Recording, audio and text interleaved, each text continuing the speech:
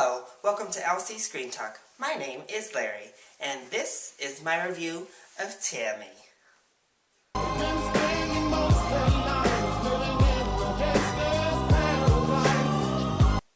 Hold on, something about this movie feels awfully familiar.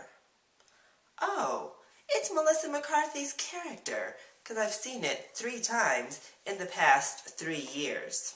Overall, I think Tammy is a very enjoyable, light summer comedy. It does have a very strong acting cast. I know I've already harped a little bit on Melissa McCarthy, and we'll be revisiting that point later in the video, but she was good in her role. That's all I'm going to say for now. I was really impressed with Susan Sarandon, though. She plays Tammy's grandmother, and I don't really think great comedic actress when I think Susan Sarandon. I think great actress, but I'm not really used to her playing these really funny comedic roles, and she held her own against Melissa McCarthy, who, say what you will, is very funny and is becoming somewhat of a comedic juggernaut at the box office. So for her to be able to hold her own, we know she's a great actress, was really strong for her, and it made the film that much more enjoyable, because if we just had Melissa McCarthy's character, I think this movie would have failed. But it was saved a little bit by Susan Sarandon. Also, Kathy Bates makes a little bit larger than a cameo role, and she was really great. She had the best speech, best acting moment for your Oscar reel. Not that Tammy has any chance to get anywhere near Oscar nominations, but she does give the best acting moment of the entire film, so that was nice. I do wonder if maybe Kathy Bates should have been cast as Tammy's grandmother, though, because I think she and Melissa McCarthy would have played off each other so well. Not that, like I said, I really enjoyed Susan Sarandon, but I don't know. I just think something about those two going head to head would have been fantastic. But, like I said, Susan Sarandon, and she has her own shining moment. She steals the spotlights several times. So I'm not meaning to rag on Susan or say she didn't deserve the role. Just an observation. And I love that Kathy Bates was married to Sandra Oh as well. I thought their relationship was fun, and the party scene at their house was pretty funny as well. Overall, really strong acting cast. And the question is it any funny? And I say it is pretty funny. I will admit there are no moments where I was like crippled over with laughter or just laughing so hard I cried. None of those moments. So there's no real standout shining spots. There are definitely a few highlights, but there's nothing we'll be quoting, for years to come, like Bridesmaids, one of Melissa's movies. But it is funny, and it is a good time to go through the movies. The movie also has some nice heart, and I think this is also a positive and will lead us into our negatives. But it does have a deeper heart than some of the other movies that Melissa McCarthy has made particularly.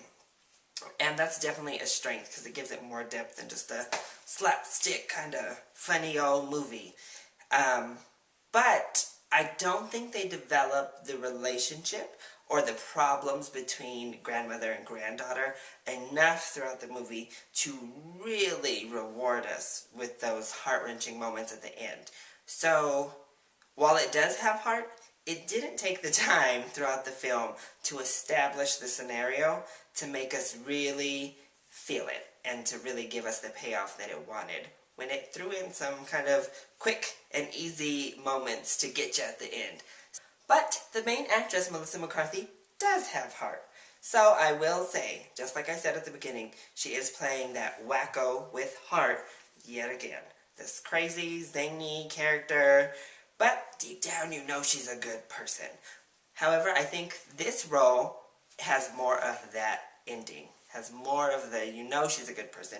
You feel for her, you relate for her.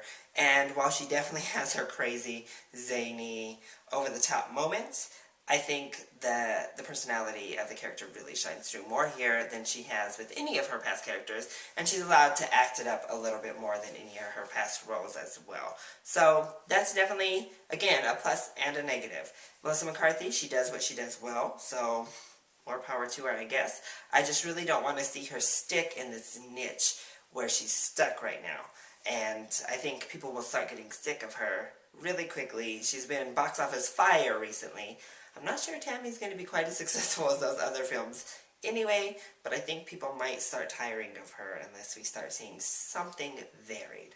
I also wish that she wouldn't use her weight as a gag so much. I do understand that for physical comedy, her weight is actually an advantage because she can make some things funnier by the fact that she isn't a little rail running around. But she's gone on record to say how companies wouldn't lend her dresses for the Oscars. She had to go buy her own, and that, they only do headshots, or they really cover her up for magazine covers. So to be such an advocate outside of your film career for your weight and getting respect for how you look, and then turning around in your films and making it the blunt of so many jokes, I think is a little off-putting to me. I understand taking power over what others, deem as unpretty, but I think at some point, maybe you should make it about self-empowerment. The by far worst part of this film was the hair and costuming. Melissa McCarthy's hair is terrible. Completely terrible. And I know that there are several people across the country, probably shopping in a Walmart near you as we speak, that have hair very similar to Melissa McCarthy's Tammy character.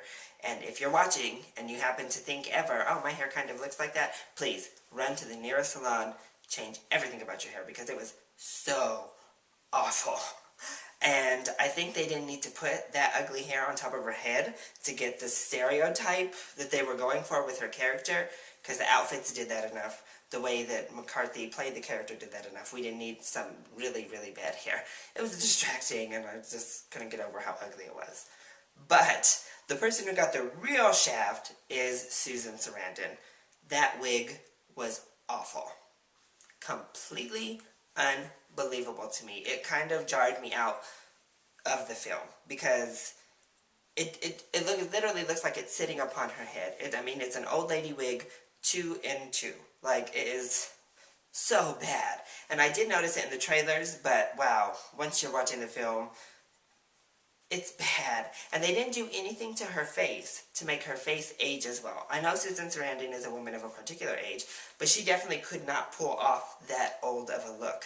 The outfit was just so old lady, like 80s, and that wig was just so terrible that they needed to, maybe if they had done something with the face, I don't know. And you'll watch and you'll see that her character is a grandma who is crazy, likes to drink, a little bit slutty, so those type of grandmas would not be objected to dyeing their hair and wearing like too young of clothes. I think almost that grandma would have worked better if you just let Susan Sarandon look like Susan Sarandon trying to be young. That may have even worked better for the character, because to see this woman who just looks so weird and old and frumpy, it wasn't believable at all to me. And like I said, right from the get-go, you're like, this is not a real person. And that's why it takes you out. There's no way that this is a real person. It also goes off in other unbelievable ways, and one of them sticks with Susan Sarandon in that her character has a medical condition that manifests itself as a physical attribute at one point in the film, and it kind of goes on. But the prosthetic to make this medical condition was terrible. It did not look real in the slightest, and the makeup that they put on there to try to make it, no, it was just bad. It was bad. So again, you're taken out because you're like, wow, that is really, really bad. So overall, makeup, hair, and prosthetic prop department, fail. Get a big fat F, because it was by far the worst part of this entire film. Other than that, it is a movie that goes by the everything that can go wrong will go wrong formula. You'll guess it before it happens. She'll be walking and you're like, oh, let me guess, that's happening next. There it goes. Oh, let me guess, she'll get like caught in the rain with no umbrella. Cue rain 30 seconds later. It's one of those type of scenarios. And again, it becomes just too unbelievable. And I know maybe that helps us relate to the character, because there are times where we feel like that. Just one day, everything's going wrong today. What else can happen?